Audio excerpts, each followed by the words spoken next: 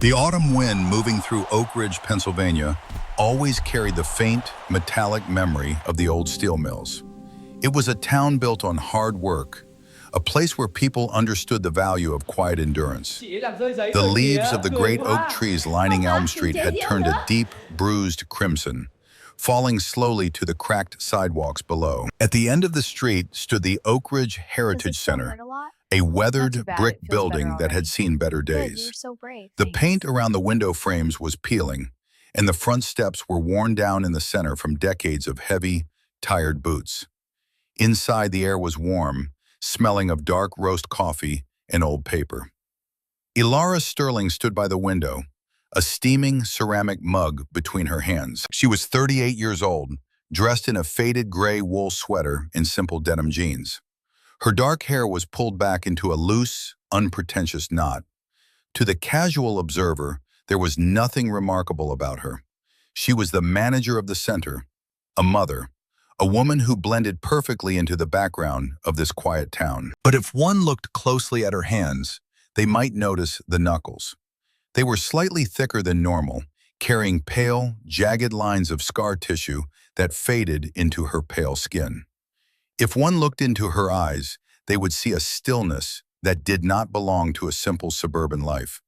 It was the calm of deep water, the kind of water that hides shipwrecks. In the corner of the room, an old World War II veteran named Arthur was struggling to open a jar of preserves.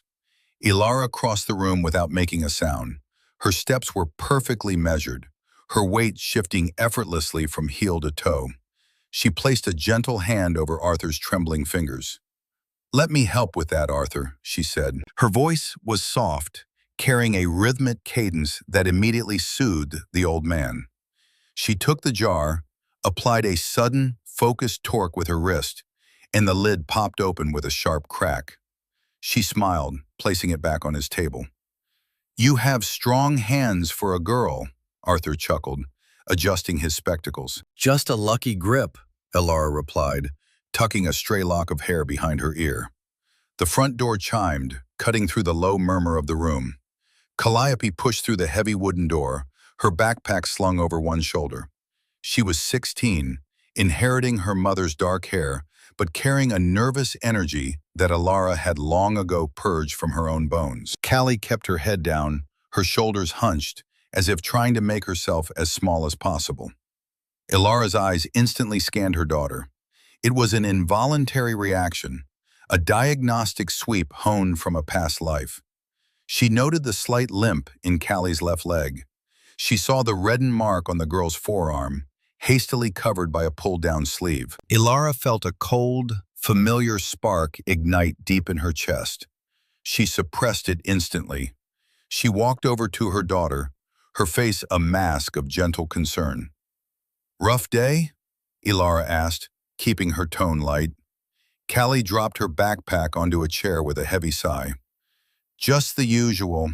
The seniors think the hallways belong to them. I got shoved into the lockers again." Ilara reached out, gently touching her daughter's shoulder. She wanted to tell her to strike back.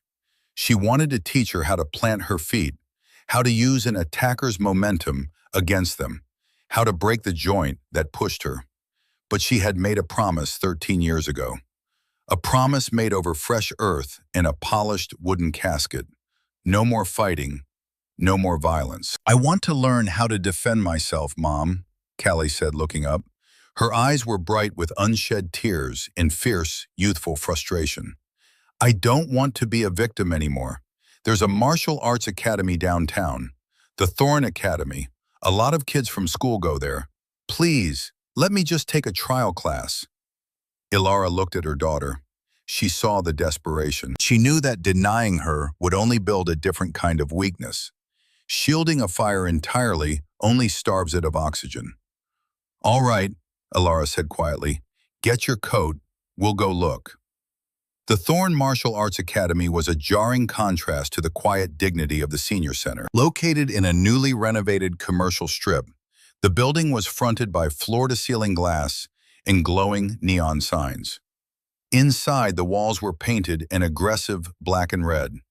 Loud, thumping music pulsed from corner speakers, masking the harsh, fluorescent lighting that glared off the pristine blue puzzle mats. Ilara stood by the spectator partition, her hands tucked into the pockets of her gray sweater. The air in the room smelled of sweat, vinyl, and inflated egos. On the center mat, Gideon Thorne was holding court. He was 28, built like a fitness model, wearing a crisp, tailored black uniform with a heavy red belt wrapped twice around his waist. He was the son of the town's wealthiest developer, and he carried himself with the unearned arrogance of a man who had always bought his victories. Ilara watched him move. To the dozen teenagers sitting cross-legged around him, Gideon looked like a lethal weapon. He threw rapid, snapping kicks into the air. He barked orders with a drill sergeant's cadence, but Ilara's eyes saw something else entirely. She saw his chin lifting slightly before every strike. She saw his lead foot telegraphing his intent a full second before he moved. She saw a boy playing dress-up in the armor of a warrior. "Higher, Miller!" Gideon shouted, slapping a striking pad against the thigh of a visibly exhausted teenager. "My grandmother hits harder than that, and she's been dead for 10 years. Push through the pain." The class chuckled nervously. Callie stood near the edge of the mat, looking intimidated but mesmerized. Ilara's jaw tightened infinitesimally. A true teacher builds the spirit. A bully breaks it for entertainment. Gideon paced the edge of the mat, wiping a performative bead of sweat from his forehead. He loved an audience. He scanned the parents standing behind the partition, looking for validation. His eyes landed on Ilara. She did not look away. She did not smile. She simply looked at him with an empty, unreadable expression. Gideon paused. He didn't like that look. It lacked the reverence he demanded.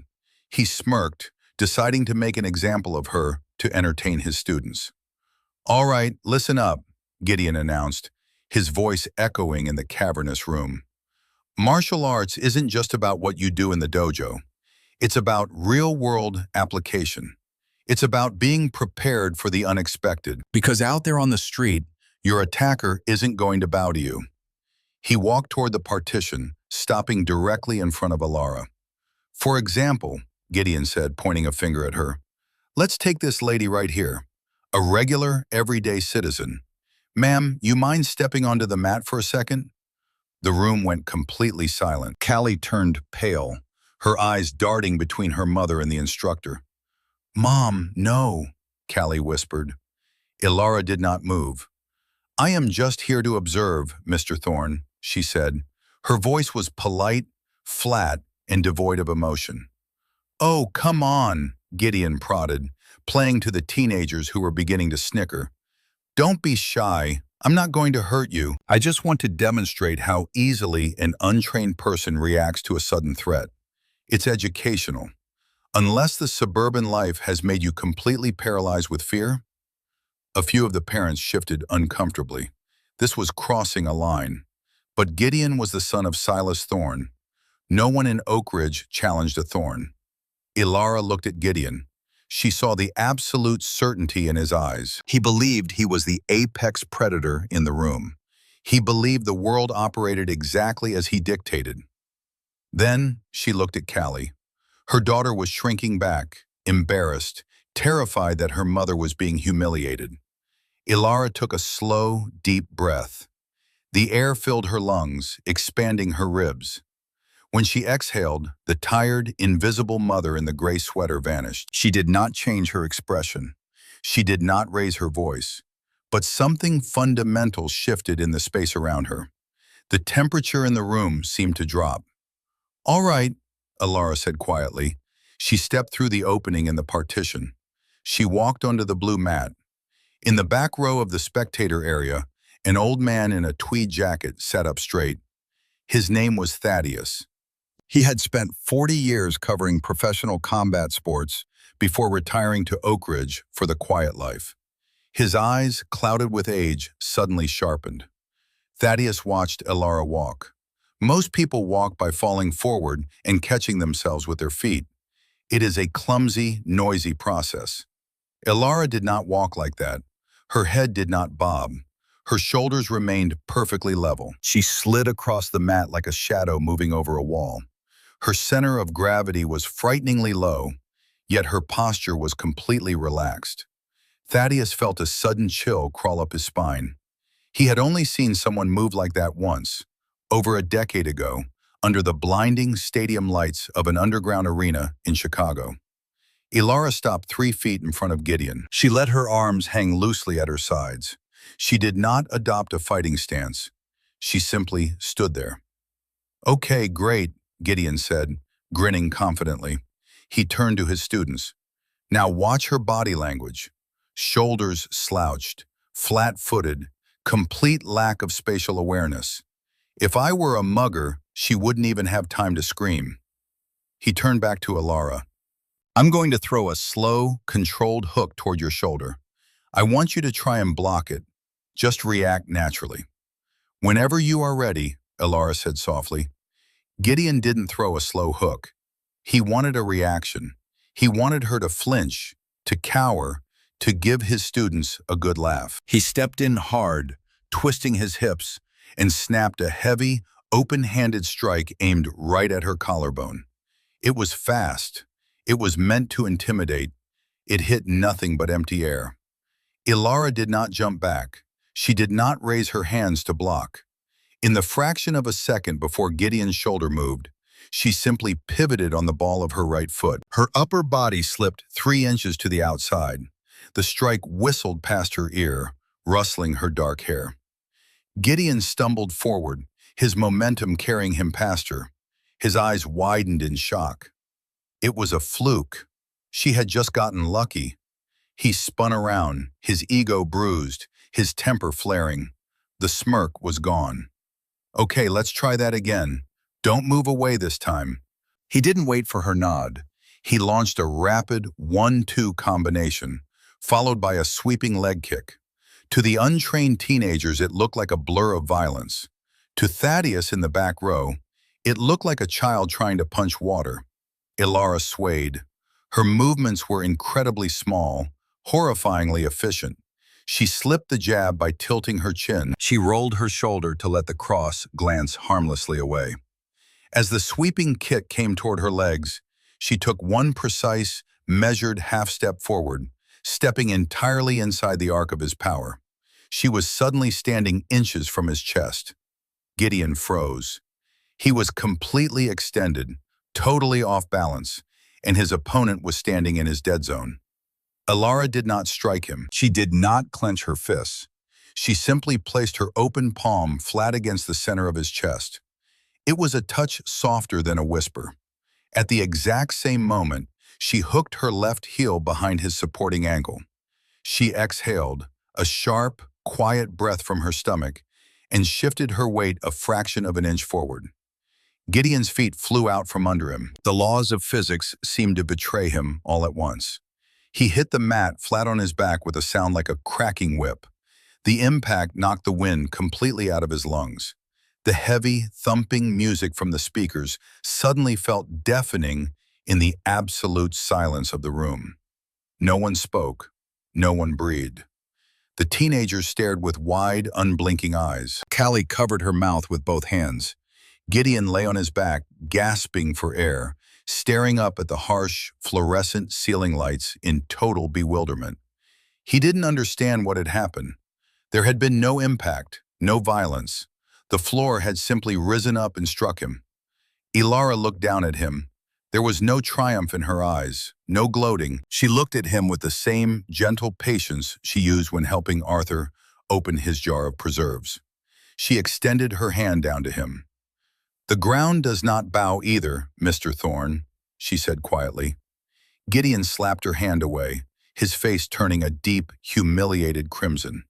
He scrambled to his feet, coughing, his tailored uniform rumpled. He looked around the room, seeing the shock, seeing the sudden evaporation of his authority. Ilara did not wait for a dismissal. She turned around, her posture returning to the slight, tired slouch of a suburban mother. She walked over to Callie, picked up the girl's backpack, and handed it to her. "Let's go home, Callie," Ilara said. They walked out of the double-glass doors, leaving a shattered ego and a room full of ghosts behind them. Thaddeus did not watch them leave. The old journalist was already pulling out his phone, his hands shaking slightly. He didn't use the internet much anymore. He preferred the tangible weight of ink and paper, but he knew what he had just seen. He rushed out of the dojo, moving faster than he had in years. He drove straight to his small, cluttered house on the edge of town. His basement was a fire hazard of cardboard boxes, old VHS tapes, and stacks of sporting magazines dating back 3 decades. He moved the boxes frantically, coughing through the dust, until he found the crate labeled Unsanctioned Circuits. He pulled out a heavy binder filled with faded newspaper clippings and grainy photographs from underground mixed martial arts leagues. He flipped the pages. 13 years ago, the East Coast Underground, a time before the sports commissions regulated everything, a time when fighters fought bare knuckle, without rounds, until one person could no longer stand. Thaddeus stopped. He stared at a full-page spread. The paper was yellowed, the ink fading. The headline read, "The Wraith Vanishes. Undefeated Champion Leaves No Trace."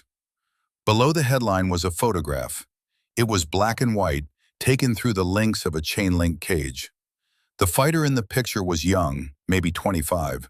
She was standing over an unconscious opponent. Her arms were covered in sweat and blood, but her face was completely serene. It was the face of a monk deep in meditation, violently out of place in a cage of blood and steel. Thaddeus touched the photograph. He looked at the eyes, the stillness, the deep water. It was Ilara Sterling. "Good Lord," Thaddeus whispered to the empty basement. "It's really you. What in God's name are you doing in Oak Ridge?" He read the attached article. It chronicled her incredible rise. 30 fights, 30 wins. Not a single opponent had lasted past the 5-minute mark. She was called the Wraith because trying to hit her was like trying to punch a ghost. She never blocked. She simply wasn't there when the strike landed. And then the final paragraph. The tragedy. Her younger brother, Declan Sterling, a rising star in the amateur leagues, had been rushing to her championship fight. A rain-slicked highway, a blown tire, a multi-car pileup. He died instantly. The Wraith never walked into the cage that night. She walked out of the arena, disappeared into the rain, and was never seen again. Until today, in a strip mall dojo, defending her daughter's honor with a gentle sweep of her heel. Thaddeus closed the binder. He was a journalist. He knew a story when he saw one. But he also knew the look in that woman's eyes. It was the look of someone who had buried her demons deep underground. Digging them up could destroy her. He decided in that quiet basement that he would keep her secret. Some ghosts deserved to rest, but not everyone in Oak Ridge possessed Thaddeus's wisdom. Across town, in the penthouse office of Thorne Enterprises, Silas Thorne poured himself 3 fingers of expensive, aged bourbon. The crystal glass clinked softly against the heavy mahogany desk. Silas was 62 years old. He was a man carved from the ruthless stone of American capitalism. He had silver hair swept back immaculately, a sharp, aquiline nose, and eyes the color of winter frost. He owned half the commercial real estate in the county, and he was currently negotiating a massive franchise deal to turn his son's martial arts academy into a national chain. The Thorne name was his empire. It represented strength, dominance, and victory. The heavy oak doors of his office swung open. Gideon walked in, looking battered not in body, but in spirit. He slumped into one of the leather chairs opposite his father's desk. Silas took a slow sip of his bourbon. He did not ask his son how his day was. He did not offer comfort. He pressed a button on a silver remote control. A massive flat-screen television on the wall flickered to life. It displayed security camera footage from the Thorne Academy. It was a high-definition recording of the incident. It showed Gideon, arrogant and posturing. It showed the woman stepping onto the mat. And it showed with brutal clarity Gideon flailing helplessly before being swept onto his back by a woman who looked like she was waiting for a bus. Gideon flinched, turning his eyes away from the screen. "Do you know how many investors are coming to look at the academy next week?" Silas asked. His voice was not loud. It was a quiet, grinding rasp, like stones crushing together. "Dad, she tricked me. I wasn't ready. I went easy on her and she used a dirty move." Silas slammed his crystal glass onto the desk. The sound cracked like a gunshot. Gideon jumped. "A dirty move?" Silas sneered, standing up. He walked around the desk, towering over his son. "I paid $50,000 to fly in the best kickboxing coaches from Holland to train you. I built that facility for you. And you let a soccer mom in a cardigan toss you around like a rag doll in front of 30 witnesses." "I'll expel the kids who were there," Gideon stammered. "I'll make sure nobody talks." "It's too late for that," Silas said coldly. "Rumors spread. Weakness spreads. If those investors hear that the head instructor of the Thorn Academy was humiliated by a middle-aged woman, they will pull out. They invest in power, not excuses." Silas walked over to the floor-to-ceiling window, looking out over the town of Oak Ridge. He saw the world as a chessboard. Every person was a piece to be moved, sacrificed, or crushed. "Who is she?" Silas demanded without turning around. "Her name is Ilara Sterling," Gideon muttered. "Her kid just started at the high school. Ilara runs that dilapidated senior center on Elm Street, the Heritage Center." Silas's eyes narrowed. He walked back to his desk and tapped a few keys on his computer keyboard. He pulled up the property records for the county. He found the deed for the Heritage Center. He traced the mortgage. A slow, cruel smile spread across Silas Thorne's face. The frost in his eyes glittered. "The Heritage Center," Silas murmured, "funded by local donations, perpetually operating at a loss. Their mortgage is held by Oak Ridge County Bank, a bank where I sit on the board of directors." Gideon looked up, confused. "What does that have to do with anything?" "Everything, you fool," Silas snapped. "You don't restore power by hiding from your defeat. You restore it by breaking the person who defeated you. Publicly, completely." Silas picked up his phone and dialed a number. "Get me the loan officer in charge of the Elm Street Heritage Center," he commanded. "I want to buy their debt, all of it, cash transfer, today." He hung up the phone and looked down at his son. "By tomorrow morning, I will own the building that woman works in. I will own the roof over those old people's heads. And then we are going to have a little chat with Miss Sterling." The next morning, the sky over Oak Ridge was a heavy, slate gray. A cold drizzle fell, slicking the cobblestones and washing the remaining autumn leaves into the gutters. Inside the Heritage Center, the atmosphere was warm and cheerful despite the gloom outside. Ilara was wiping down the cafeteria tables. The smell of fresh baked bread wafted from the small kitchen. Arthur and his friends were gathered around the old television, arguing good-naturedly over a trivia game show. For the first time since the incident at the dojo, Ilara felt the tight coil of anxiety in her chest begin to loosen. Callie had gone to school with a little more confidence in her step that morning. The ghost of the Wraith had been put back in its box. The world was safe again. The heavy wooden front door opened. The cheerful chatter in the room slowly died down, replaced by a tense, uncomfortable silence. Ilara turned around, the damp rag in her hand. Silas Thorne stood in the doorway. He wore a tailored charcoal wool suit, an expensive silk tie, and a dark cashmere overcoat. The rain beaded on his shoulders. He looked wildly out of place among the worn armchairs and peeling wallpaper. Gideon stood slightly behind him, his eyes fixed firmly on the floor. Silas did not wipe his shoes on the mat. He walked slowly into the center of the room, his expensive leather shoes clicking sharply against the linoleum. He looked around with an expression of profound disgust, taking in the water stains on the ceiling, the mismatched furniture, the elderly faces staring back at him. "Miss Sterling, I presume," Silas said, his voice carrying clearly across the room. Ilara set the rag down on the table. She wiped her hands on her apron. She felt the sudden, crushing weight of reality descending upon her. The past never truly stays buried. It just waits for the rain to wash away the topsoil. "Can I help you, Mr. Thorne?" Alara asked. Her voice was steady, giving nothing away. Silas reached into the inner pocket of his coat. He pulled out a thick manila envelope and tossed it onto the table in front of her. It slid across the damp surface and stopped right at the edge. "I believe you can," Silas said, folding his hands behind his back. As of 8 o'clock this morning, Thorne Enterprises purchased the entirety of the outstanding debt on this building. You are 3 months behind on your payments. According to the terms of the loan, I have the legal right to foreclose immediately. A gasp rippled through the room.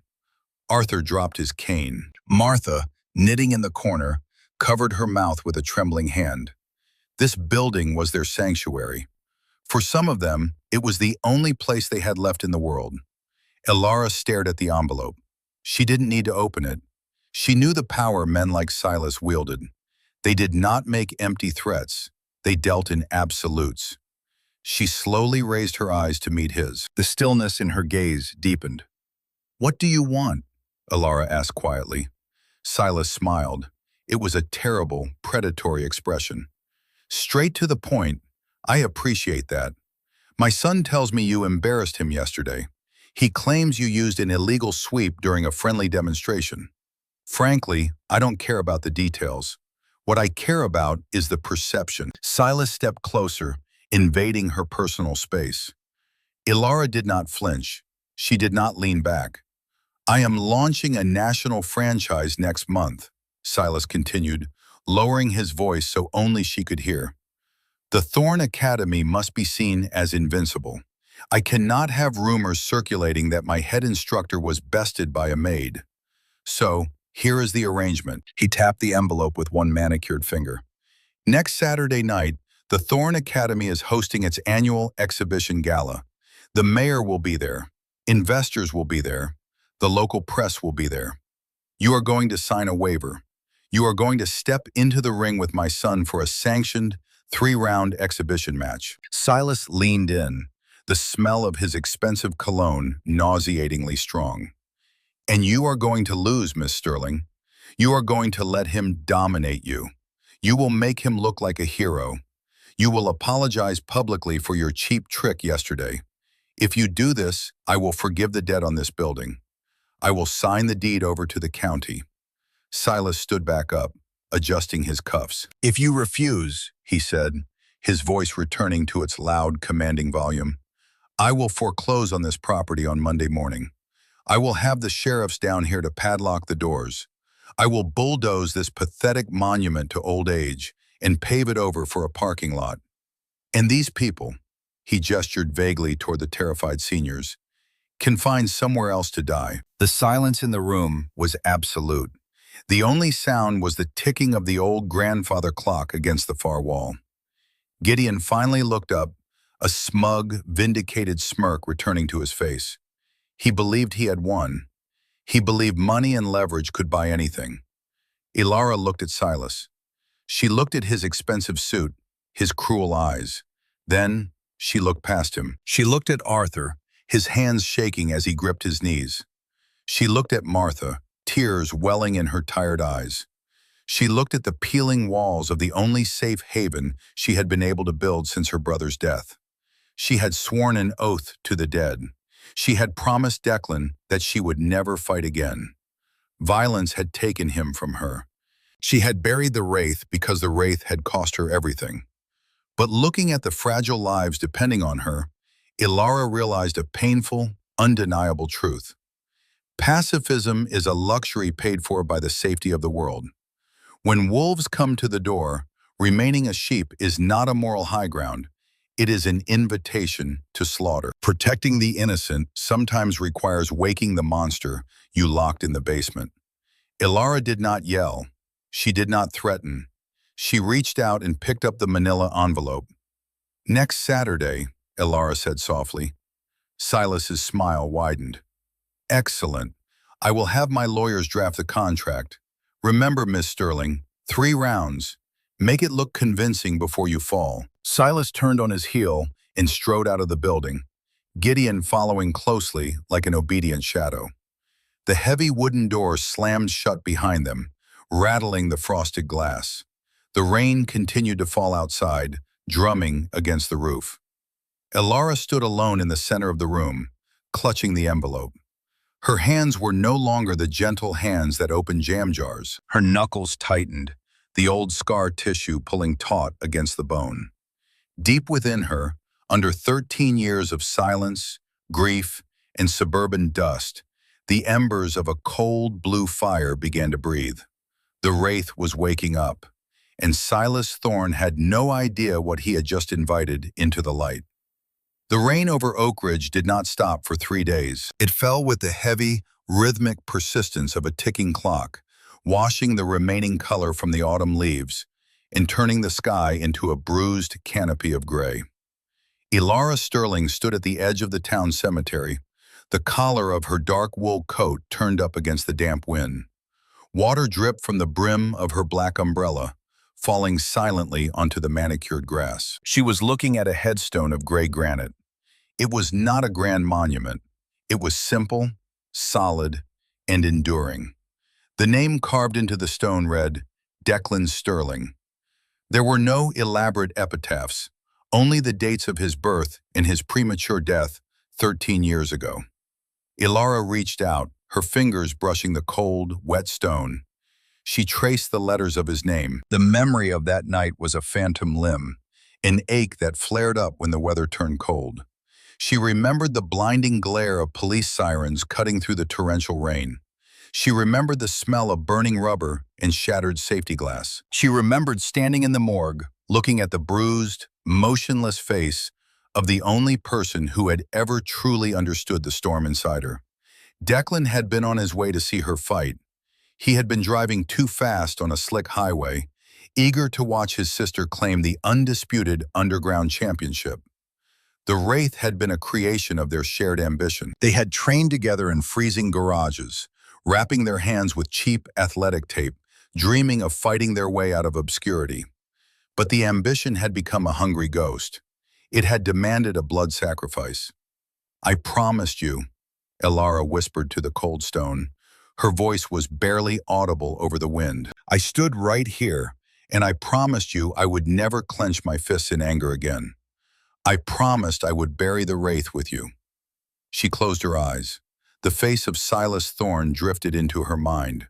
The cruel, calculating eyes. The heavy manila envelope containing the death warrant for the Heritage Center. If she fought Gideon Thorne, if she stepped back into that arena, she would be breaking the only vow that mattered. She would be resurrecting the violence that had killed her brother. But if she did nothing, the only sanctuary she had built, the only place where she had found peace, would be crushed into dust. "What do I do, Deck?" she asked the empty air. The wind sighed through the barren branches of the oak trees. There was no answer. The dead do not give permission. They only leave us with the burden of the choices they can no longer make. Elara turned away from the grave, her boots sinking slightly into the soft earth. She walked back to her rusted sedan, the weight of the impending destruction resting heavily on her shoulders. The Heritage Center was a fortress of fragile hope that afternoon.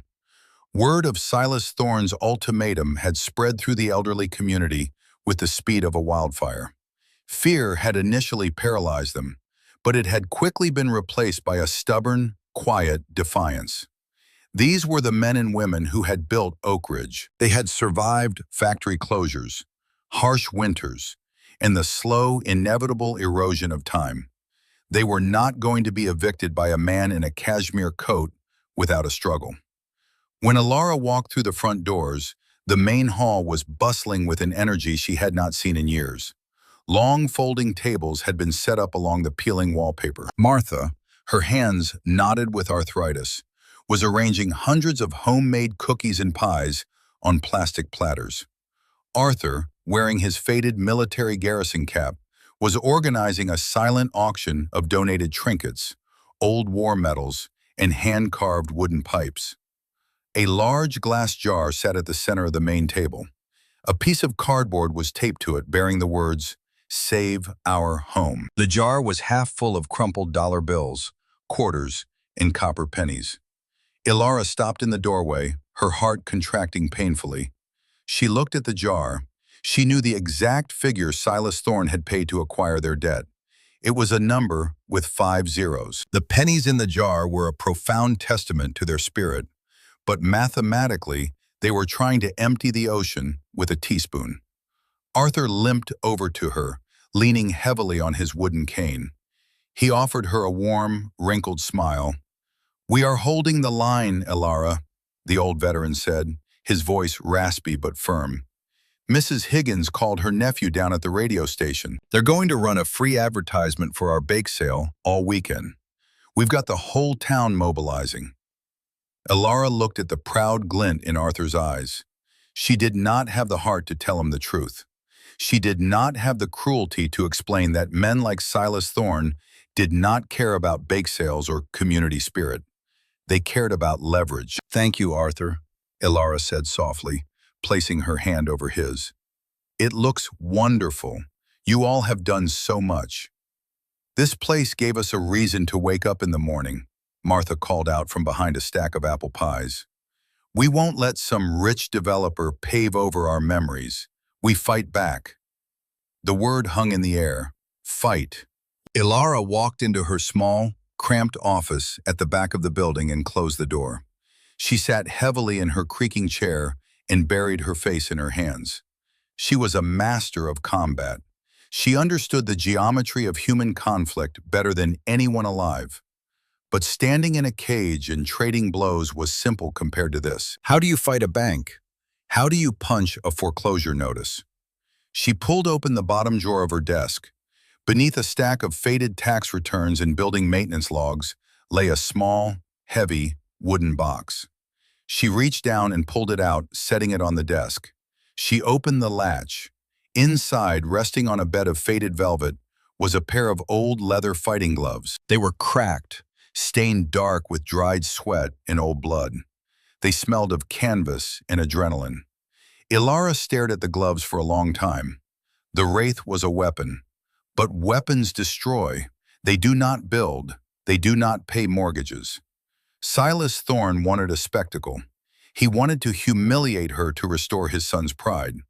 If she fought, she played his game. She validated his worldview that dominance was the only currency that mattered. She closed the wooden box. The snap of the metal latch sounded like a gunshot in the quiet office. She would not fight. She would not let Silas Thorne turn her back into a monster. She would go to the bank.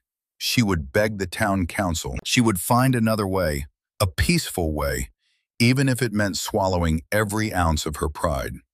But Ilara had underestimated the depth of Silas Thorne's cruelty. Silas was a predator, and predators do not wait for their prey to surrender. They find the softest, most vulnerable point and they press until the bone cracks. Calliope Sterling sat on the bleachers of the high school gymnasium, her knees pulled up to her chest. The echoing sounds of bouncing basketballs and shouting teenagers made her headache worse. She felt entirely invisible. She was the girl with the quiet mother, the girl who wore thrift store sweaters, the girl who got pushed into lockers and never pushed back. She had watched her mother humiliate Gideon Thorne. For one brief, shining moment, Callie had believed her mother was a superhero. But then the fear had returned. Her mother had forbidden her from returning to the dojo. Her mother had retreated back into her shell of silence, scrubbing floors and managing the crumbling Heritage Center as if nothing had happened. "Mind if I sit here?" Callie jumped, startled. Gideon Thorne was standing at the edge of the bleachers. He was not wearing his martial arts uniform. He wore a designer leather jacket and an expensive watch. He offered her a disarming, practiced smile. Callie shrank back. "You're not supposed to be here." "I'm an alumni," Gideon said smoothly, taking a seat 2 feet away from her. "I still sponsor the athletic programs. Look, Callie, I know things were tense the other day with your mom. I actually came to apologize." Callie looked at him suspiciously. Gideon Thorne never apologized to anyone. "I was showing off," Gideon continued, his tone dripping with fabricated humility. Your mom has some serious self-defense training. She caught me off guard. It was a good lesson for me. Truly. Callie relaxed her shoulders a fraction of an inch. She doesn't like violence. She made me promise not to go back to your gym. Gideon nodded sympathetically. I respect that. She's protective. But I also know about the trouble at the Heritage Center, the foreclosure. Callie's eyes widened. Ilara had tried to keep the details from her, but in a small town, nothing remains secret for long. We're going to raise the money, Callie said defensively. We're having a bake sale. Gideon let out a soft, patronizing chuckle. He quickly covered his mouth. I'm sorry, it's just, Callie, they need over $100,000 by Monday. A bake sale isn't going to buy a roof. But I might have a way to help you save it, to help your mom. He had her complete attention now. The desperate desire to be a savior, to be strong like the mother she had seen on that mat, burned brightly in Callie's chest. The Thorn Academy is hosting a massive exhibition gala tomorrow night, Gideon explained, leaning closer. It's a showcase for local talent. Investors put up heavy cash prizes for the winners. There's a novice division, entry-level sparring, protective gear, strict referees, safe. The winner of the novice bout takes home a $50,000 scholarship grant, cash. Callie stared at him, her heart hammering against her ribs. $50,000. It wouldn't pay off the whole debt, but it would be enough to halt the foreclosure. It would give them time. I don't know how to fight, Callie whispered. You have her blood, Gideon said, his eyes glittering with a dark, manipulative light. You have her instincts, and like I said, it's just point sparring. You step in the ring, you show some courage, and even if you just survive the 3 rounds, my father will match the prize money as a donation to the center. He loves a good underdog story. It was a lie. A beautiful, perfectly constructed lie designed to exploit the naivety of a desperate teenager. Why are you helping me? Callie asked. Because I feel bad about disrespecting your mother, Gideon lied effortlessly. This is a chance for you to be the hero, Callie, to save the center, to show your mom that you're strong too. All you have to do is sign the entry form. He reached into his jacket and produced a glossy piece of paper and a silver pen. He held them out to her. Callie looked at the paper. She thought of old Arthur losing his community. She thought of her mother's tired eyes. She took the pen. She pressed the tip against the paper and signed her name. Gideon smiled. The trap was set. The bait was in the cage. Saturday night descended upon Oak Ridge with a bitter frost. The air was sharp enough to cut glass. The Thorn Martial Arts Academy had been completely transformed. The spectator partitions were gone.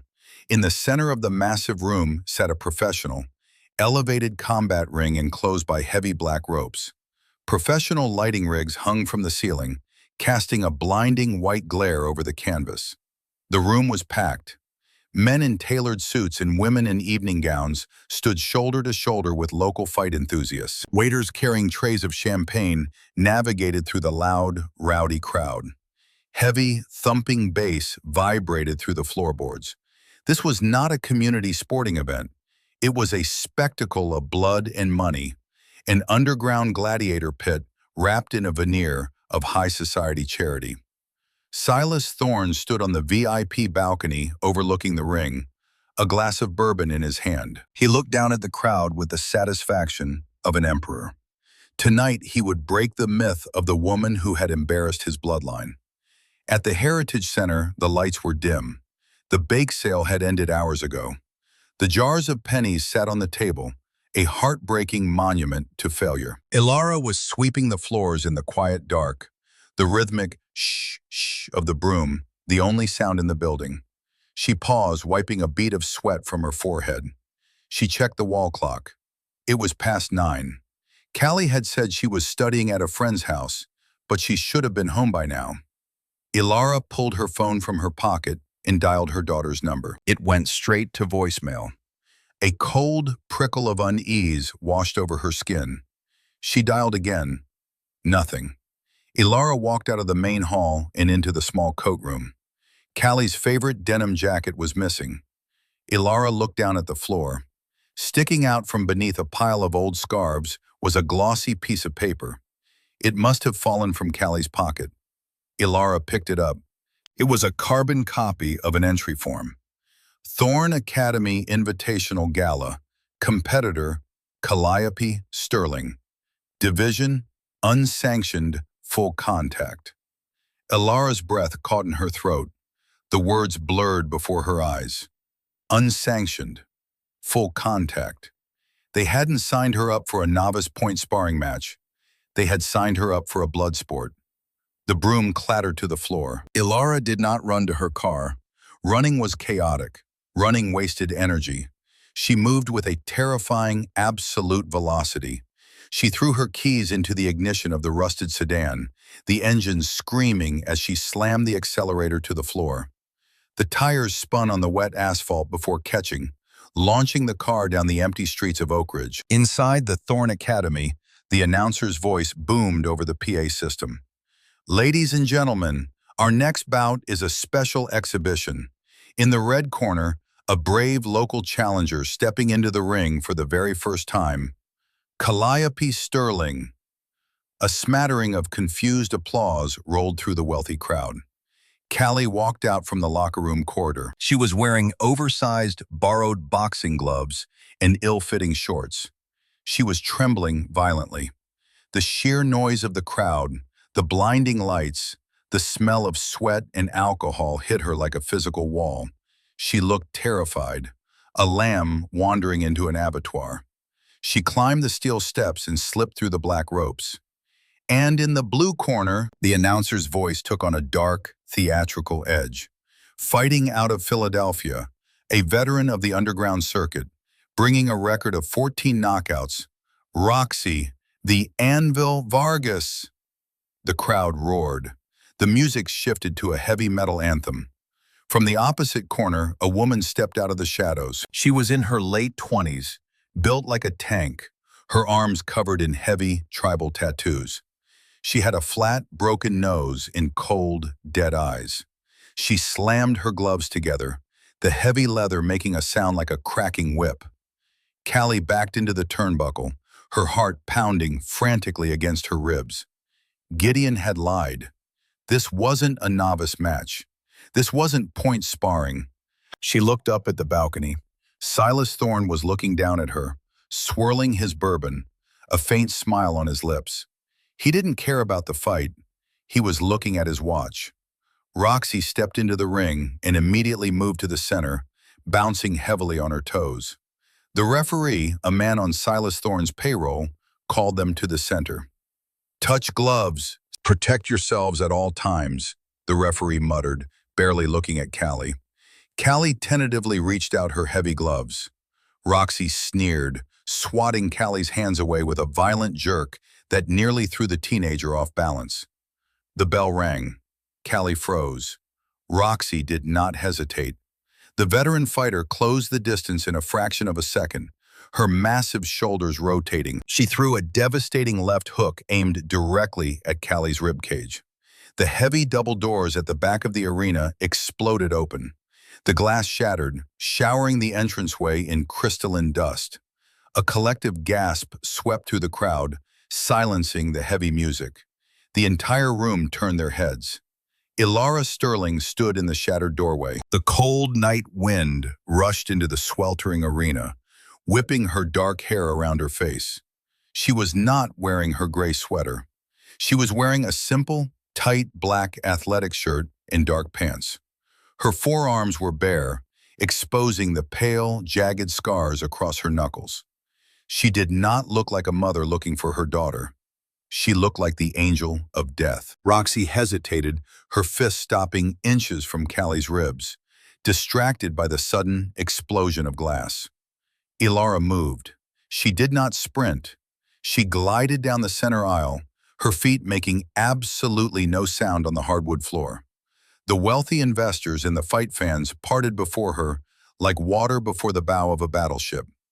They felt the sheer, crushing weight of her presence. It was an aura of absolute violence held in perfect, terrifying check. She reached the edge of the ring. She did not use the steel steps. She placed one hand on the top rope and vaulted over it in a single, fluid motion, landing softly on the canvas between Roxy and her daughter. "Mom!" Callie sobbed, her knees buckling. Ilara did not look back at her.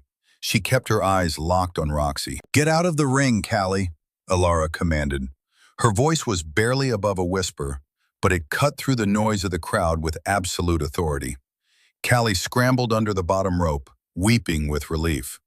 Roxy Vargas glared at the intruder. "Hey, who the hell do you think you are?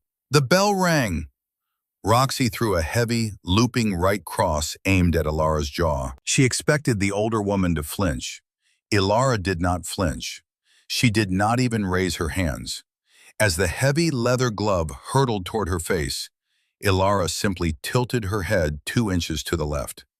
The glove grazed the stray hairs framing her cheek.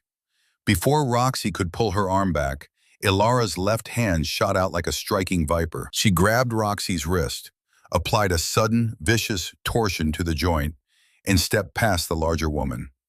Roxy screamed in agony as the ligaments in her arm stretched to the breaking point. Ilara used Roxy's own forward momentum, whipping the heavy fighter in a perfect semicircle and launching her over the top rope. Roxy crashed into the judge's table on the floor below, splintering the wood and collapsing in a groaning heap.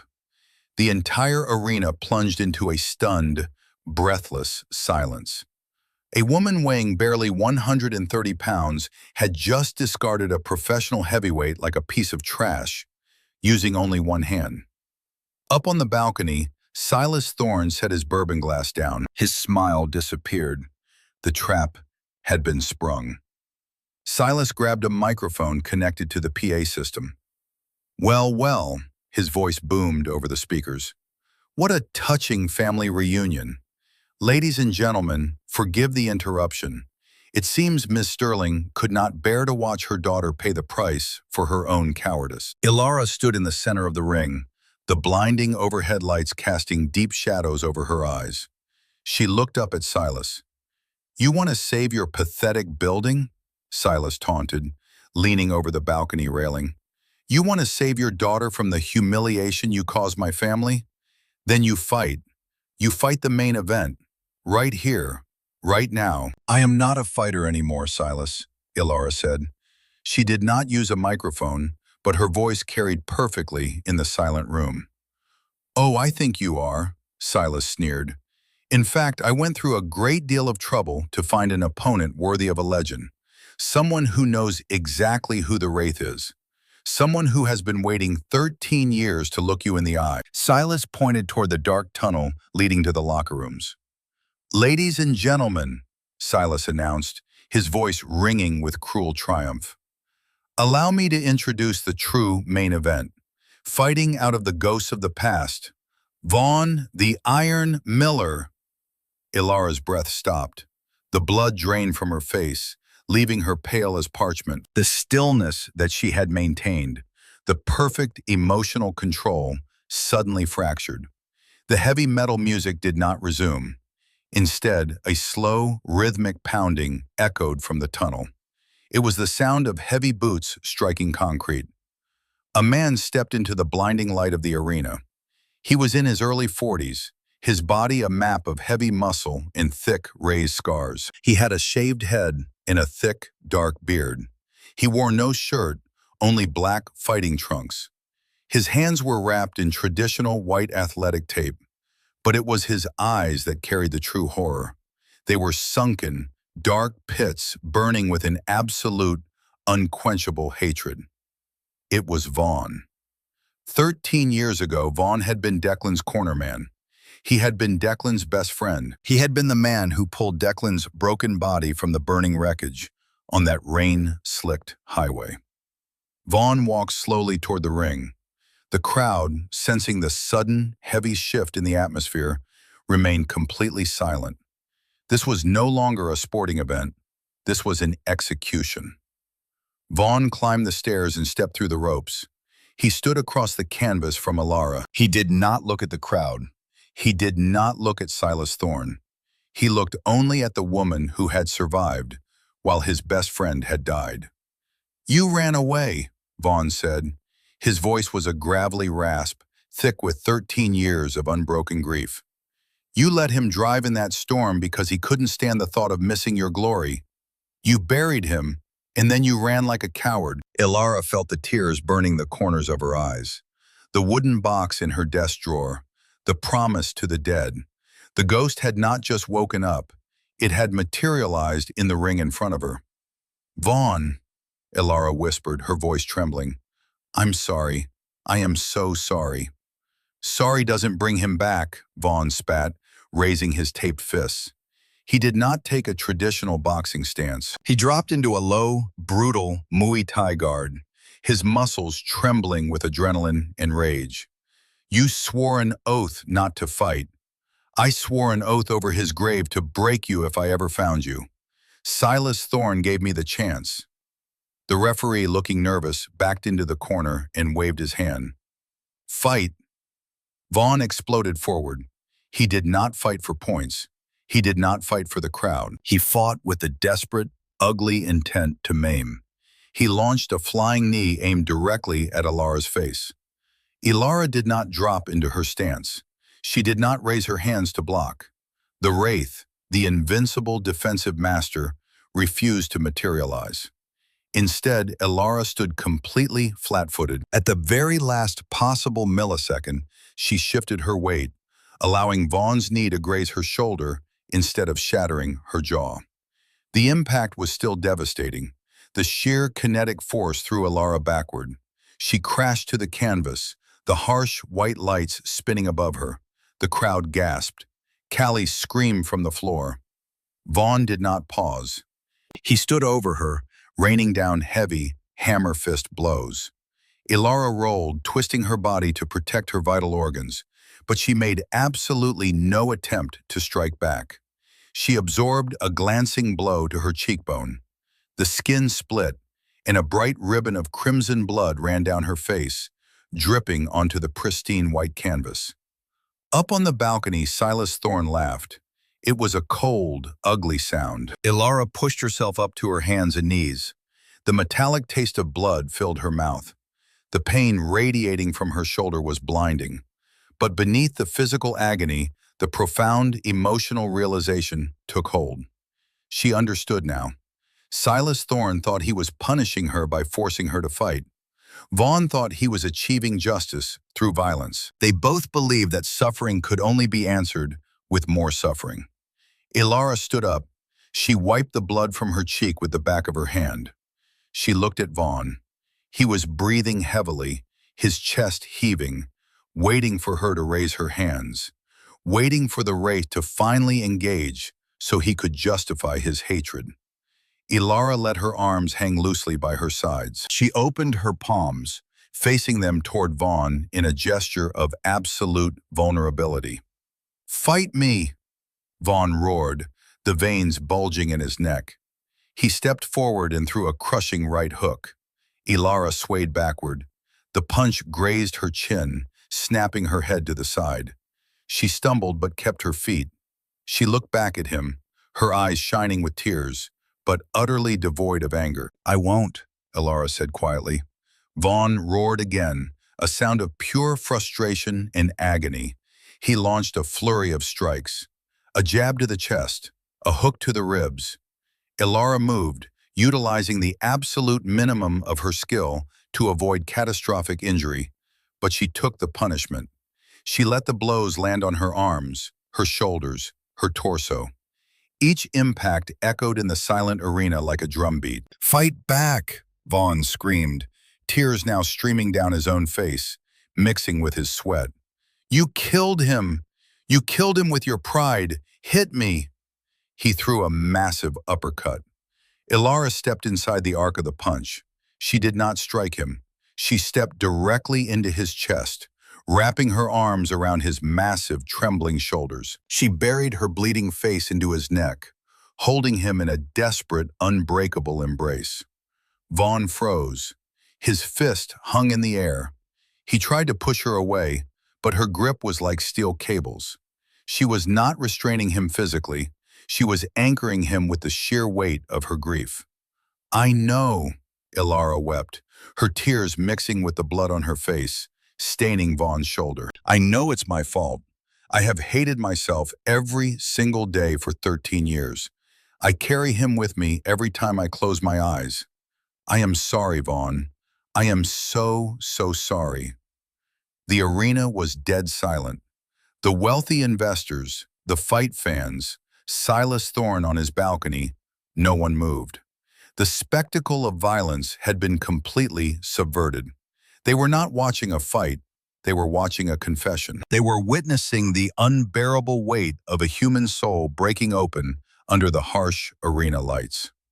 Vaughn stood rigid in the center of the ring, enveloped by the woman he had sworn to destroy. He felt her tears. He felt the terrifying, absolute surrender in her posture.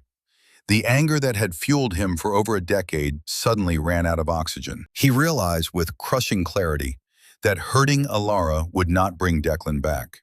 It would only destroy the last living piece of the man he had loved like a brother. He realized that Ilara was not a demon. She was just a sister, broken by the same tragedy that had broken him. The heavy, taped fist suspended in the air slowly lowered. Vaughn's broad shoulders began to shake. A jagged, terrible sob tore its way out of his throat. He dropped his chin, resting it against the top of Ilara's head, and he wept. He wept for Declan. He wept for the lost years. He wept for the heavy, useless burden of hatred he had carried for so long. He wrapped his massive arms around Ilara, returning the embrace, holding on to her as if she were a life raft in a churning ocean. In the center of the gladiatorial ring, surrounded by the baying hounds of Silas Thorne's empire, two broken people clung to each other and finally began to heal. Vaughn slowly pulled back. He looked at Ilara's battered face. He wiped a smear of blood from her cheek with his taped thumb. He offered her a small, broken smile, a ghost of the man he used to be. He turned away from her. He looked at the referee. Vaughn reached up and pulled the white tape from his hands, ripping it loose in long, ragged strips. He dropped the tape onto the canvas. "I forfeit," Vaughn said. His voice was thick with emotion, but it was incredibly steady. The referee blinked, completely stunned. You can't just forfeit, you're winning." "I forfeit," Vaughn repeated, louder this time. He looked up at the balcony, locking eyes with Silas Thorne. "The fight is over. Keep your blood money." Vaughn climbed through the ropes, stepped down the steel stairs, and walked down the center aisle. He did not look back. He walked out through the shattered double doors and into the cold, cleansing rain, leaving his demons on the canvas behind him. The arena erupted. It was not a cheer of bloodlust. It was a murmur of profound confusion, awe, and an uncomfortable realization among the wealthy elite that they had just been witness to something sacred, something money could never purchase. Callie climbed quickly back into the ring, throwing her arms around her mother's waist, burying her face in Ilara's dark shirt. Up on the balcony, the glass of bourbon shattered in Silas Thorne's hand. The amber liquid spilled over his expensive suit, mixing with the blood from a shallow cut on his palm. His face was a mask of absolute, apoplectic rage. His grand spectacle, his public humiliation of Ilara Sterling, had been utterly destroyed by a display of radical forgiveness. "Get Gideon," Silas hissed to a terrified bodyguard standing nearby. "Tell him to get down there. Tell him I don't care about the rules anymore. I want her broken." In the ring, Ilara held her daughter tightly. The physical pain in her body was immense, but her soul felt lighter than it had in 13 years. The vow had been kept. The ghost was at peace. But as the heavy, thumping music suddenly roared back to life through the speakers, Ilara looked up. She saw the furious, unhinged look in Silas Thorne's eyes. She saw Gideon Thorne emerging from the locker room, flanked by two massive security guards, pulling on a pair of black fighting gloves. The night was not over. The test of the past had been passed, But the threat to the present remained. The Heritage Center still belonged to the devil, and the devil was demanding his due. Ilara gently pushed Callie behind her. She did not raise her fists, but the stance she adopted was no longer one of surrender. Her feet spread shoulder-width apart. Her center of gravity sank into the canvas. The stillness returned, deeper and colder than before. The Wraith had not come to fight Vaughn, but she was entirely ready to dismantle the Thorn Empire. The heavy, thumping bass from the arena speakers vibrated through the floorboards, a jarring contrast to the profound, breathless silence of the crowd. Silas Thorn leaned over the edge of the VIP balcony, his face contorted into a mask of pure, aristocratic fury. The shattered glass of his expensive bourbon lay scattered across the polished floor beneath his expensive leather shoes. His grand spectacle, designed to crush the spirit of the woman who had humiliated his bloodline, had just collapsed into a public display of radical mercy. Vaughn was gone, having walked out into the cold rain, leaving his hatred behind on the canvas. But Silas Thorn did not understand mercy. He only understood leverage, dominance, and the absolute destruction of his enemies. He snatched the microphone from the trembling hand of the ring announcer. The harsh squeal of audio feedback pierced the sweltering air of the arena, making the wealthy investors and local fight enthusiasts wince. "The exhibition is not over," Silas bellowed into the microphone. His voice echoed off the high rafters, raw and unhinged. That was a forfeit, a pathetic display of cowardice by a broken man. But Thorn Enterprises promised you a main event, and Thorn Enterprises always delivers on its promises. Down in the ring, Ilara Sterling stood perfectly still. The blood from the cut on her cheekbone had dried into a dark, jagged line against her pale skin. Her left shoulder throbbed with a deep, grinding agony from Vaughn's initial strike. She gently pushed her daughter, Calliope, behind her. The 16-year-old girl gripped the back of Ilara's dark, athletic shirt, her knuckles white, her breath hitching in her throat. Ilara looked up at the balcony. She saw the madness in Silas Thorn's eyes. It was the frantic, dangerous look of a tyrant who realized his crown was slipping. Gideon! He had pulled a pair of black, heavily padded fighting gloves over his hands. His jaw was clenched tight, the muscles twitching beneath his skin. He walked down the center aisle, his eyes fixed on the canvas floor. He climbed the steel steps. He stepped through the heavy black ropes. He stood 10 feet away from Ilara. The crowd leaned in, a collective breath held in the sweltering air. He looked. His entire life had been constructed around his father's definition of strength. It was a strength built on fear, on intimidation, on breaking the weak to elevate the self. But what he had just witnessed between Ilara and Vaughn was a power so immense, so immovable, that it defied comprehension. Gideon demanded. He did the same with the right glove. The heavy leather landed with a soft, dull thud. Silas Thorn gripped the balcony railing, his knuckles turning pure white. "What are you doing? Pick those up." Gideon did not look up at his father. He looked directly at Ilara. "I have spent 28 years trying to make him proud of me," Gideon said. His face flushed a deep, dangerous purple. He threw the microphone to the floor. It clattered loudly, rolling toward the edge of the balcony. Silas grabbed a spare headset from the panicked audio technician standing beside him. "Fine," Silas roared, his voice now booming through the arena speakers with a terrifying, metallic distortion. So, Malik, he fought. They walked down the dark concrete corridor leading to the locker rooms, leaving the noise and the blinding lights behind them. The locker room was stark, smelling of bleach and old iron.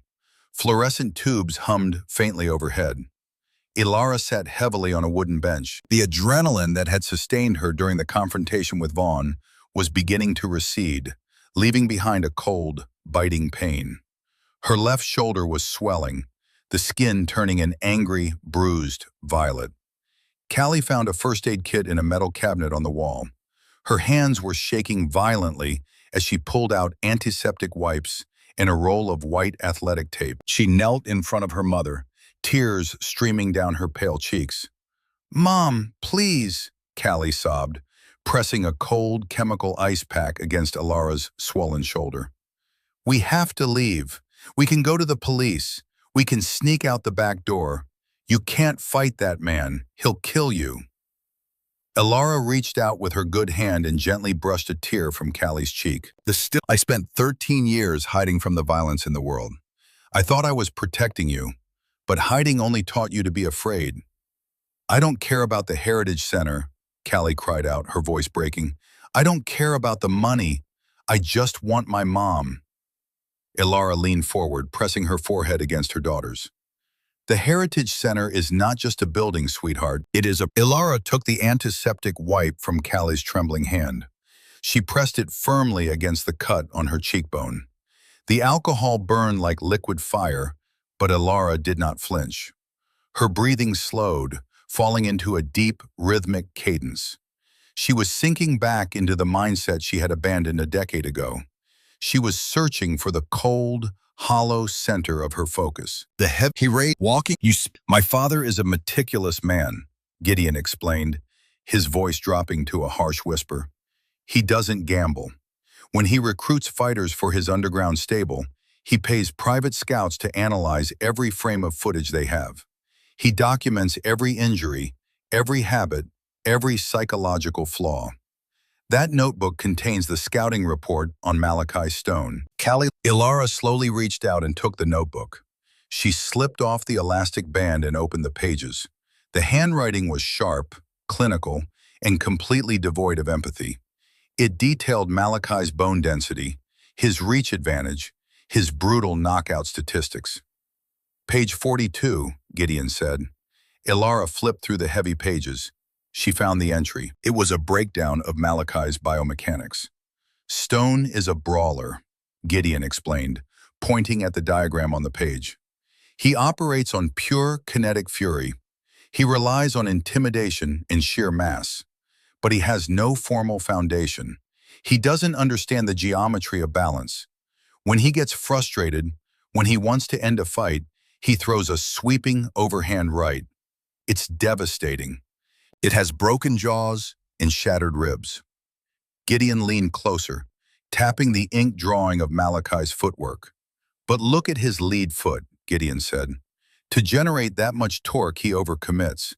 He transfers 100% of his body weight onto his front knee, and he locks it straight. For a fraction of a millisecond, just before the punch connects, his center of gravity completely detaches from his back leg. He becomes a massive, top-heavy pendulum."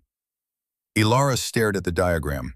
Her mind, honed by decades of rigorous training, instantly visualized the physics.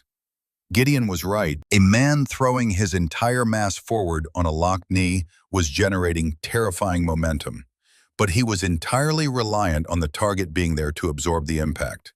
If the target was removed, the momentum would have nowhere to go but forward. "If you try to block it, he will snap your forearm in half," Gideon warned, looking at Ilara's bruised shoulder. "With that injury, you can't absorb his strikes. You have to make him miss." "I don't fight to hurt people anymore, Gideon," Ilara said quietly, closing the notebook. "You don't have to hurt him," Gideon replied, stepping back toward the door. "You just have to let the earth do it for you. Good luck, Miss Sterling. I hope you save your home." Gideon opened the heavy metal door and stepped out into the corridor, disappearing into the shadows. Ilara sat in the quiet locker room. The 15 minutes were almost up. The low, rhythmic pounding of the crowd stamping their feet echoed through the concrete walls, demanding their sacrifice. She closed her eyes. The image of the diagram faded, replaced by a memory older than her grief. She was 20 years old again, standing in a freezing, poorly lit garage in Chicago. The smell of cheap boxing canvas and damp concrete filled her nose. Her brother Declan was standing in front of a massive, swinging heavy bag. He was sweating profusely, his hands wrapped in rough tape. Declan was smaller than most fighters in his weight class. He had spent months developing a technique to counter fighters who relied purely on brute force. He called it the philosophy of the river and the stone. "Everyone thinks defense is about building a wall, Ilara," Declan had said, pushing the heavy bag so it swung violently toward him. "But walls crumble when you hit them with enough weight. Do not be the wall. Be the river canyon. When the flash flood comes, the canyon doesn't try to stop the water. It just provides the path of least resistance and lets the water carve the stone until the water destroys itself." Declan had stood perfectly still as the massive, swinging bag hurtled toward his face. At the absolute last moment, he hadn't stepped back. He had stepped directly forward at a slight angle, sliding a few inches to the outside. He placed a gentle hand on the side of the bag, altering its trajectory by a single, microscopic degree. The bag flew past him, its own immense weight carrying it violently off its axis, spinning wildly into the air. "The yielding stone," Declan had whispered, smiling at her. "You don't fight the force, you guide it." In the cold locker room, Ilara opened her eyes. The stillness within her crystallized into something diamond-hard. She was no longer a frightened mother. She was no longer a grieving sister. She was the Wraith, returning to the physical world not to inflict suffering, but to master it. "Callie," Ilara said, her voice carrying a resonance that made the air in the room vibrate. "Stay here." Ilara stood up. She did not limp. She did not favor her injured shoulder. She walked out of the locker room, into the dark corridor, and moved toward the blinding light of the arena. The crowd went absolutely wild when she emerged. The heavy metal music roared from the speakers. Ilara walked down the center aisle. The wealthy investors, in their expensive suits, stared at her with a mixture of awe and apprehension. She was a small woman, bruised and bleeding, walking into the jaws of a leviathan. But she carried herself with the terrifying grace of a monarch walking to her throne. She climbed the steel steps. She vaulted the top rope with a fluid, effortless motion. She stood in the center of the canvas, her dark hair pulled back, her eyes fixed on the opposite tunnel. The music shifted to a slow, grinding industrial beat. Malachi Stone walked out. The crowd fell silent. The sheer physical presence of the man drained the oxygen from the room. He was a mountain of heavily tattooed muscle. His head was shaved bald, crisscrossed with thick, jagged scars from illegal street fights. He wore no gloves, only heavy white athletic tape wrapped thickly around his massive knuckles. He did not look at the crowd. He locked his dead, unblinking eyes onto Ilara. He moved with the brutal efficiency of a logging machine. Up on the balcony, Silas Thorne leaned over the railing, a fresh glass of expensive liquor in his hand. His smile had returned, cold and utterly triumphant. He was going to watch his nightmare be dismantled, piece by piece. Malachi climbed through the ropes. He stood across from Ilara. He was twice her size. The referee, sweating and trembling, brought them to the center of the ring. "This is an unsanctioned bout," the referee stammered, looking terrified of Malachi. "3 rounds, no weight limits, no point deductions. You fight until one of you cannot stand. Touch gloves." Ilara did not raise her hands. Malachi sneered, exposing a row of chipped, yellowed teeth. He turned and walked back to his corner, pacing like a starved animal. The bell rang. The sound was sharp and final. Malachi did not feel her out. He did not circle. He launched himself across the ring with terrifying speed, a massive, accelerating locomotive of violence.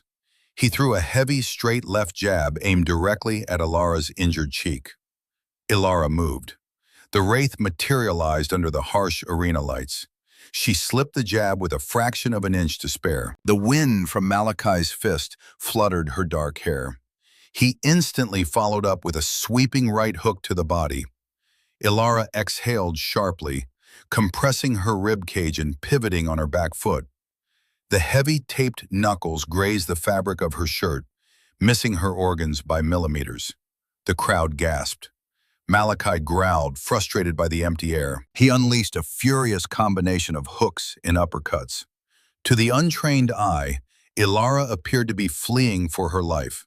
She was constantly retreating, using the entire geometry of the ring. But Thaddeus, the old journalist watching from the back row, saw the terrifying brilliance of her footwork. She was not running, she was leading. She was keeping Malachi exactly at the very edge of his maximum reach, forcing him to expend massive amounts of energy swinging at shadows. But Alara's body was human, and humans have limits. Her left shoulder screamed in agony with every sudden pivot. The bruising was stiffening the muscle, slowing her reaction time. Near the end of the first round, Malachi cornered her against the turnbuckle. He threw a devastating knee strike toward her midsection. Alara brought her forearms down to deflect it, but the sheer kinetic force blasted through her guard. The impact drove the breath from her lungs. She crumpled against the heavy black ropes, gasping for air. Malachi raised his massive taped fists, ready to rain down the finishing blows. The bell rang, signaling the end of the first round. The referee stepped between them, pushing Malachi back. The giant snarled, spitting on the canvas, and stalked back to his corner. Alara stood in her corner, leaning heavily against the padded turnbuckle. She refused the wooden stool offered by the ringside physician. She closed her eyes, focusing entirely on her breathing. In, through the nose. Out, through the mouth. Controlling the heart rate, managing the pain. The throbbing in her shoulder was blinding, a hot iron spike driven into her joint. "She's done!" Silas Thorne yelled from the balcony, laughing cruelly. "Look at her! Finish it in the second, Stone! Break her in half!" The bell rang for the second round. Malachi rushed forward. He had realized that boxing her from a distance was a waste of energy. He decided to use his overwhelming mass. He bull-rushed Alara, closing the distance instantly, grabbing her around the waist, and slamming her hard into the canvas. The impact shook the entire ring. The air exploded from Alara's lungs. Malachi landed on top of her, his massive weight pinning her down. He raised his heavy right fist, aiming a hammer blow directly at her face. Alara reacted with pure, terrifying instinct. She did not try to bench press a man twice her size. She used her hips. She bridged violently, throwing Malachi's center of gravity off balance just enough to create an inch of space. She snaked her good arm around his neck, threatening a choke. Malachi grunted, forced to abandon the strike to defend his airway. He rolled, scrambling back to his feet. Alara rolled with him, using his momentum to pull herself up. But she was slower now. The damage was accumulating. Malachi threw a spinning back fist. Alara ducked, but the heavy forearm caught the top of her skull. Her vision flashed white. Her knees buckled. She staggered backward, her back hitting the heavy ropes, bouncing her forward. Malachi smiled.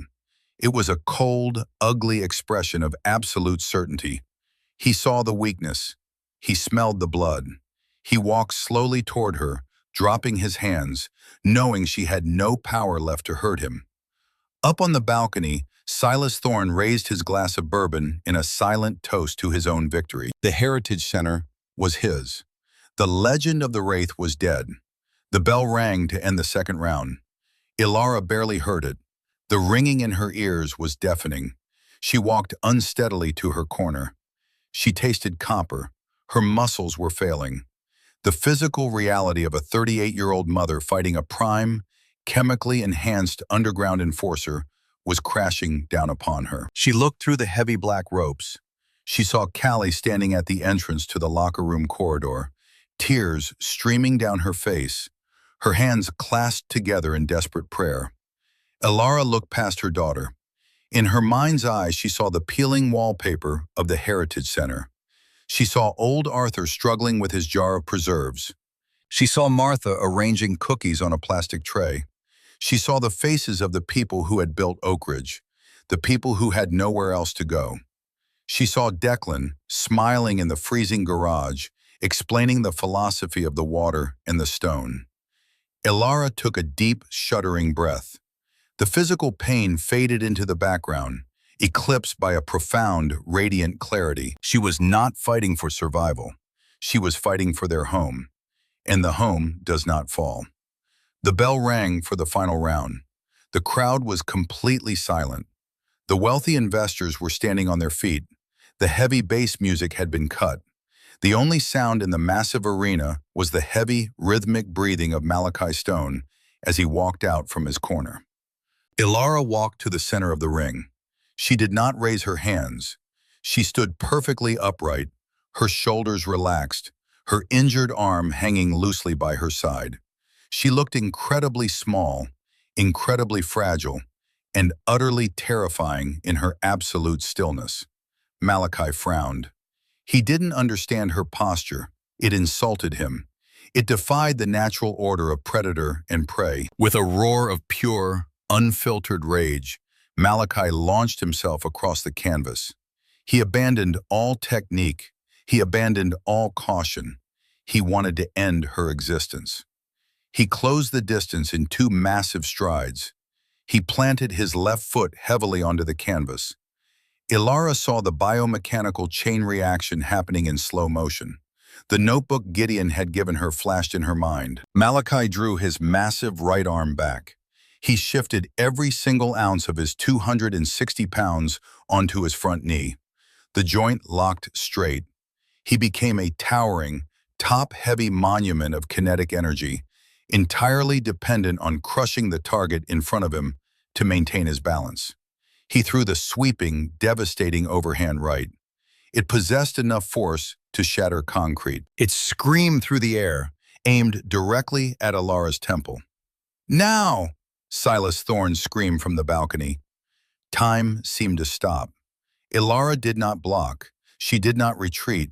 She executed the final technique of Declan Sterling, the yielding stone. In the fraction of a millisecond before the heavy tape knuckles reached her face, Ilara stepped directly forward and deep to the inside of Malachi's locked lead leg.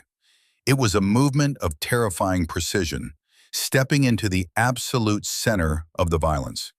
She ducked her head slightly, allowing the massive arm to whistle over her shoulder. At the exact same moment, she raised her right hand. She did not strike him. She placed her open palm flat against the triceps of his extending arm. She did not push. She simply guided. She aligned her own structure with the direction of his punch, adding a microscopic ounce of downward, outward pressure to his elbow, while simultaneously sweeping her heel behind his locked front ankle. She became the river canyon. She pulled the earth away from the stone. Malachi Stone's entire universe betrayed him. All 260 pounds of his forward momentum suddenly found zero resistance. The microscopic redirection of his elbow threw his massive center of gravity completely off its axis. Because his front knee was locked, he could not step to catch himself. He was launched through the air. It was a spectacle that defied the visual comprehension of the crowd. The massive enforcer simply flew over Ilara's shoulder as if shot from a cannon. His immense weight and velocity carried him violently toward the edge of the ring. He crashed headfirst into the heavy steel turnbuckle post with a sickening metallic crunch that echoed through the silent arena like a gunshot. Malachi's body instantly went limp. His momentum carried him over the top rope, his massive frame tumbling through the air before crashing heavily through the wooden announcer's table on the floor below. Shards of wood and plastic flew into the front row of spectators. Malachi Stone lay buried in the wreckage, completely motionless. He was out cold before he even hit the ground. In the center of the ring, under the harsh, blinding lights, Ilara Sterling stood perfectly still. Her chest rose and fell with slow, measured breaths. She had not thrown a single punch in the final exchange. She had simply let the violence destroy itself. The silence in the arena was absolute, heavy, and profound. It stretched for 3 agonizing seconds. And then the eruption occurred. It was not a roar for blood. It was a thunderous, overwhelming explosion of awe. The wealthy investors, the local fight fans, the journalists, everyone in the building jumped to their feet, screaming, clapping, staring in disbelief at the bruised, bleeding mother standing victorious in the center of the canvas. Up on the balcony, Silas Thorne was frozen. His face was ashen, his mouth slightly open. He stared down at the wreckage of his champion, and then he looked at the woman in the ring. His empire of intimidation had just been publicly, completely dismantled by a display of profound, yielding grace. Several of the wealthy investors standing near Silas turned to him with expressions of absolute disgust. "You're a disgrace, Silas," one of the older billionaires muttered, adjusting his silk tie. "We invest in honor, not whatever pathetic, bullying spectacle this was. I'm pulling my capital on Monday." The investors turned their backs on him, walking away in a unified block, leaving Silas Thorne completely alone on his balcony, the shattered glass of his bourbon crunching beneath his feet. Down on the floor, the referee, shaking his head in absolute disbelief, climbed through the ropes. He walked over to Alara, took her right hand, and raised it high into the air. The crowd roared louder. Callie squeezed under the bottom rope and ran across the canvas. She threw her arms around Alara, burying her face against her mother's chest, weeping with overwhelming relief and pride. Ilara wrapped her good arm around her daughter. She looked up at the harsh lights, and for the first time in 13 years, she felt the heavy, suffocating chain of guilt snap and fall away. The Wraith had returned, not to take life, but to save it.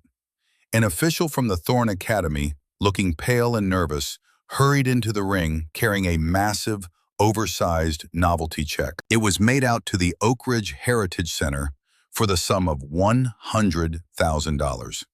He handed it to Alara, refusing to make eye contact. Ilara took the check. She looked at the zeros.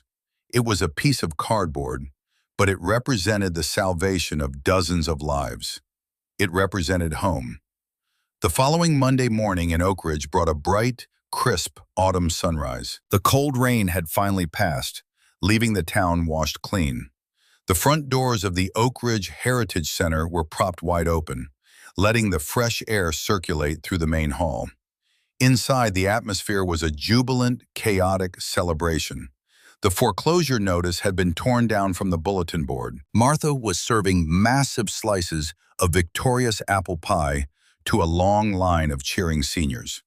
Arthur was sitting in his favorite armchair, laughing loudly at a joke, his war medals pinned proudly to his chest.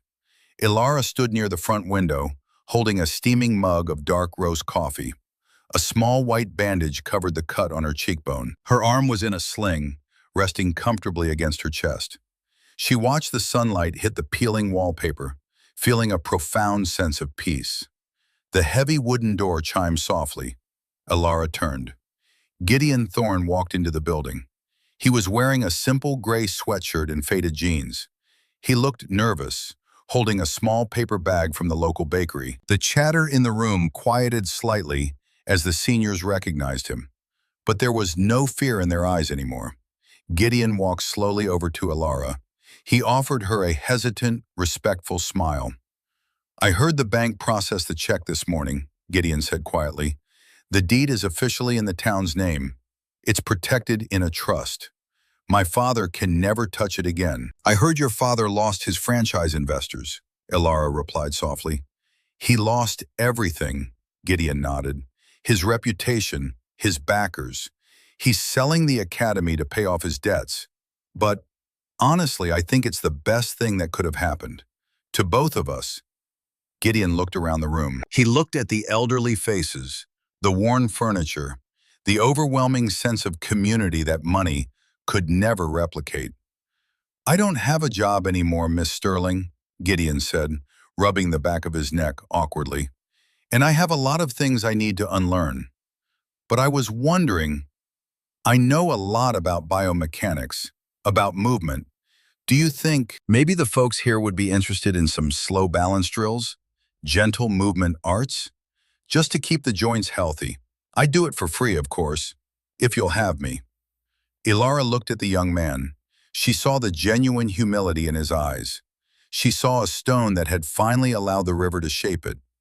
Ilara smiled. It was a warm, bright expression that reached all the way to the deep, calm waters of her eyes. I think Arthur could use some help with his posture, Elara said softly, gesturing toward the old veteran. Welcome to the Heritage Center, Gideon. Outside, the autumn wind rustled the red leaves of the great oak trees. The town of Oak Ridge continued its quiet rhythm, safe under the watchful, silent protection of a mother who knew exactly when to remain still and exactly when to move.